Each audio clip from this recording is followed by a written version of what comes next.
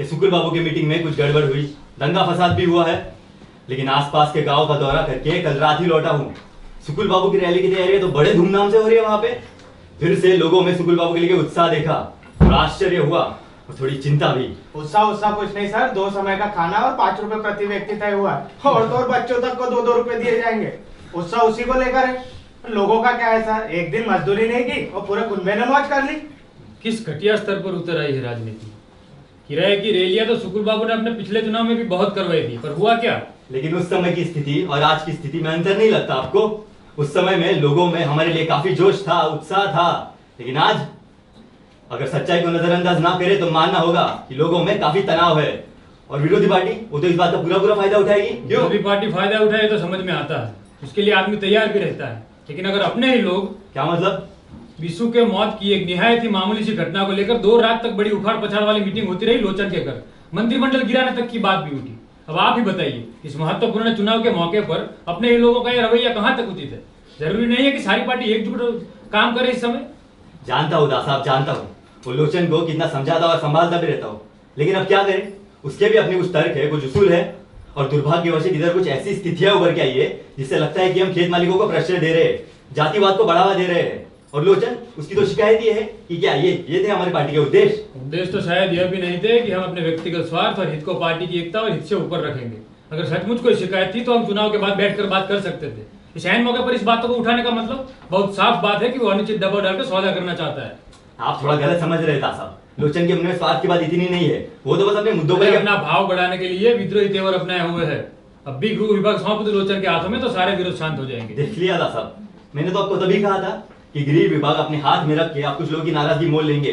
अरे 2-4 लोगों की तो नजर भी लगी हुई है इस पे। लेकिन हाँ, लोचन उनमें से नहीं है। गरीब तबके के लिए सच में उसके मन में तड़प है। और चौधरी, वो भी तो साथी है लोचन के, दाएं हाथ ही बने हुए आजकल। तो उनके मन में भी बहुत तड़प होगी इस तबके के लिए, और उसी लिए शायद उन्हें ये घरेलू उद्योग योजना के लिए आवश्यक फंड देने में आपत्ति हो रही थी। चौधरी तो लखन को खड़ा करने से नाराज थे, वो तो आपका विशेष आग्रह था, इसलिए खैर मैं मान गया।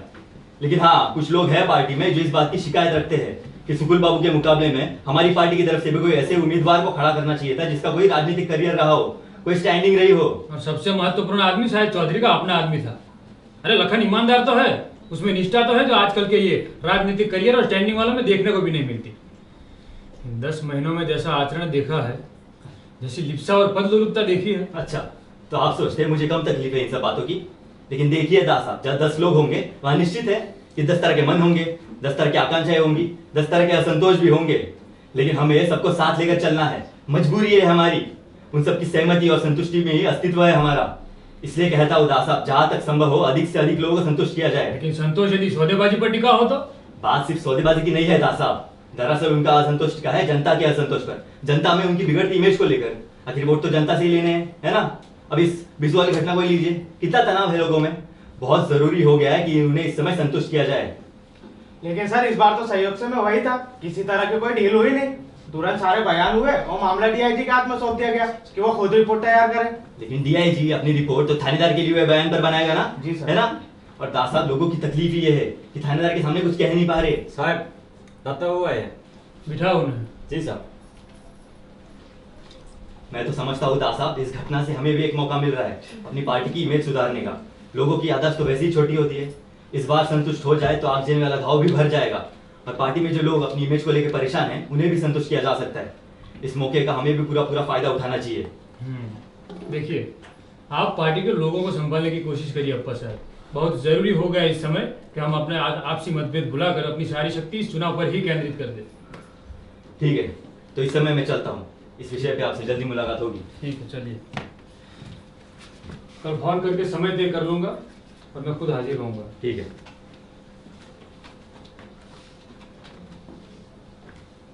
पांडे जी। जी सर। दत्ता बाबू को भेजो। जी। सुनो। जी सर। 5-7 मिनट में डीआईजी सिन्हा से बात करवा देना मेरी। जी सर।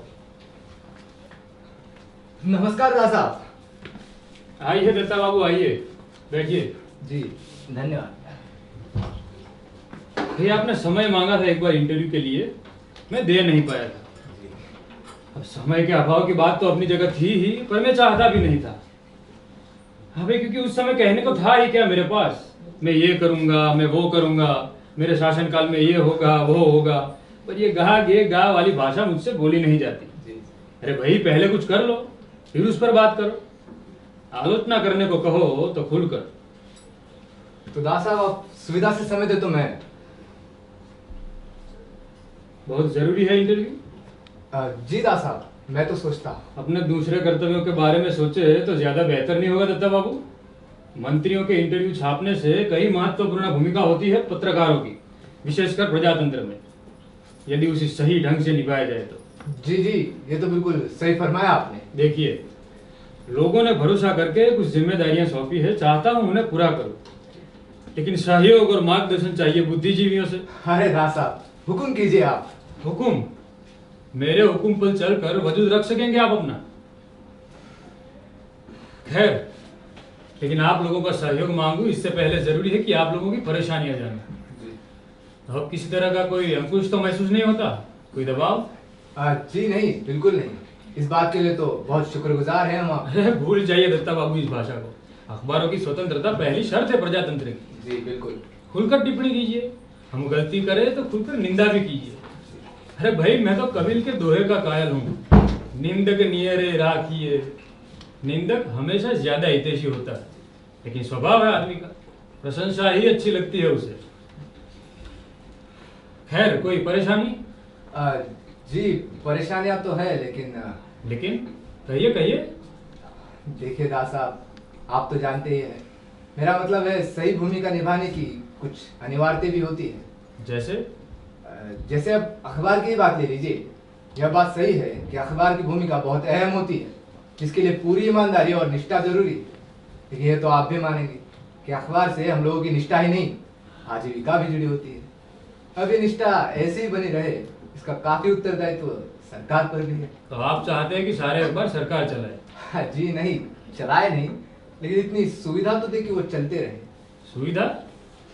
आप नहीं जानते दास साहब, बिना सरकारी विज्ञापनों के, कागज के कोटे के, मशाल को अपना अस्तित्व बनाए रखने के लिए कितनी जद्दोजहद करनी पड़ती है। पर मैंने तो कागज और विज्ञापनों पर से सारी पाबंदी हटा दी थी, फिर आपको कोटा क्यों नहीं मिल रहा?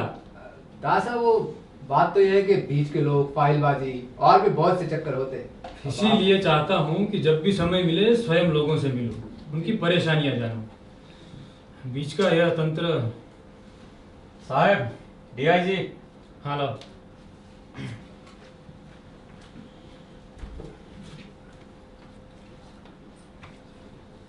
हाँ सिन्हा, अच्छा, सरोहा की रिपोर्ट तैयार हो गई। अच्छे से छानबीन करके देख लिया है ना सारे मामले को? सारे बयान और प्रमाण इसी नतीजे पर पहुंचाते हैं? ठीक।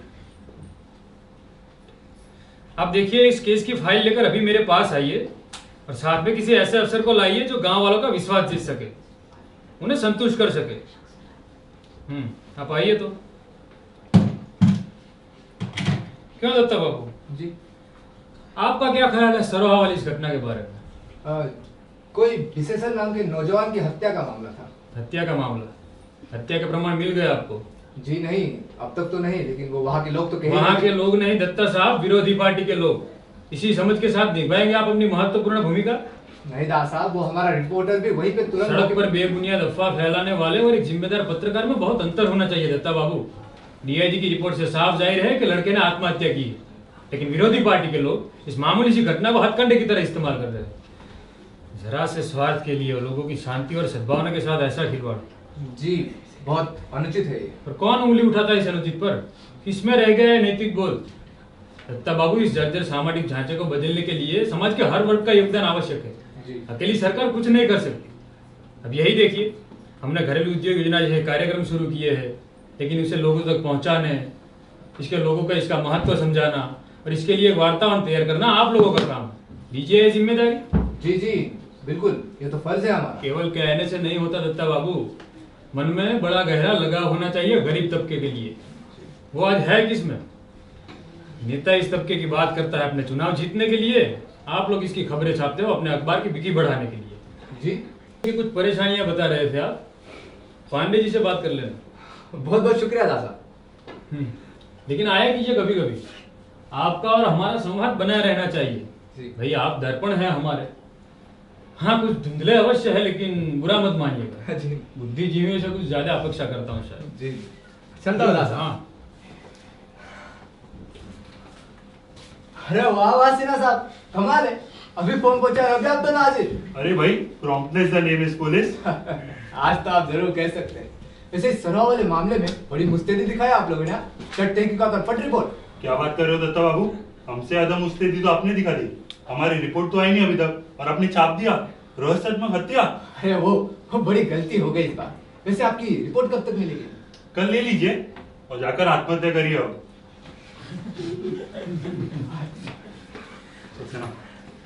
सर, ये फाइल सर और ये इसकी आइए। सक्सेना। क्या कहती है आपकी report? Sir, it's a clear case of suicide. सारे बयान और प्रमाण इसी नतीजे पर पहुंचाते हैं, किसी तरह का कोई संदेह तो नहीं? नो सर, ये तो बहुत ही सीधा केस है, नो कॉम्प्लिकेशन। तब फिर सरोहा में इतना तनाव क्यों? गांव में इस तरह की चर्चा है कि पुलिस के डर से लोगों ने अपने बयान नहीं दिए। नहीं सर, बिल्कुल नहीं, ये तो पुलिस के सामने यदि जनता डरती है तो वो शर्म की बात है, पुलिस के लिए भी और मेरे अपने लिए भी। लेकिन सर, ऐसी कोई बात है ही नहीं, सबके बयान है इस फाइल में। आप तो जानते हैं सर, चुनाव के मौके पर इस तरह की बातें फैलाकर विरोधी पार्टी के लोग भड़का रहे लोगों को। तो हमें संतुष्ट करना चाहिए उन्हें। सर, मिस्टर सक्सेना, जी सर। मैं चाहता हूं कि आप एक बार फिर से सराहा जाकर इस केस की फिर से तहकीकात करें। लेकिन सर, इसकी कोई जरूरत है ही नहीं, बहुत ध्यान और मेहनत से रिपोर्ट किया गया सर मैंने। इसमें शक शुबह की कोई गुंजाइश ही नहीं है। आप एक बार देखेंगे सर, तो आपके सारे संदेह दूर हो जाएंगे। मुझे किसी तरह का कोई संदेह नहीं है मिस्टर सिन्हा, सर। ना आपकी मेहनत पे ना आपकी रिपोर्ट पे, लेकिन लोगों के मन में यदि ऐसी भावना है तो हमें उसे भी दूर करना है। सक्सेना, एक बात का ध्यान रहे, गांव में किसी के साथ किसी तरह की कोई शक्ति ना हो। इस तरह पेश आइए कि हिम्मत और हौसला बढ़े लोगों का, और बिना डर और झिझक के बात कहे अपनी।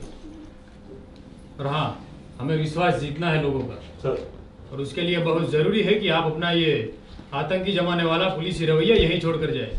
आप चिंता न करें sir, he is the right person.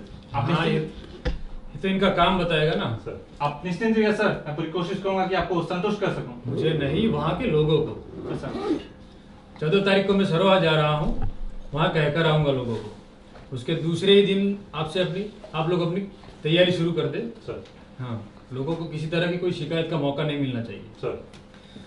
और हाँ, वैसे तो गांव वाले बड़े सीधे और सरल होते हैं, लेकिन मन में अगर जहर भर दिया जाए तो खतरनाक भी हो जाते हैं। जरा सावधान रहिए। सर, सर फिर से तहकीकात। फाइल कल मिल जाएगी। वैसे कोई खास बात नहीं है, 4 साल तक जेल काट कर आया था ये लड़का, तब से बेकार। गांव के लोग भी इसे आवारा और अनडिजायरेबल समझते थे। जेल जाने से पहले कुछ प्रेमियम का चक्कर भी था। लौट कर देखा तो लड़की की शादी हो गई। बेकारी, भूखमरी और प्रेम से निराश, सिनिक हो गया था बेचारा। और बस, अ वेरी सिंपल केस। मैं पूरी कोशिश करूंगा सर कि मामले की तह तक जाऊं। रिपोर्ट तैयार है सक्सेना, हमें सिर्फ वहां के लोगों का विश्वास जीतना है। लेकिन सर यदि हमेशा की तरह चीजों को उलझा मत सक्सेना। एक दोस्त की हैसियत से कह रहा हूँ, दास साहब ने बुलाकर काम सौंपा है, don't miss this opportunity. Yes, sir. चलो।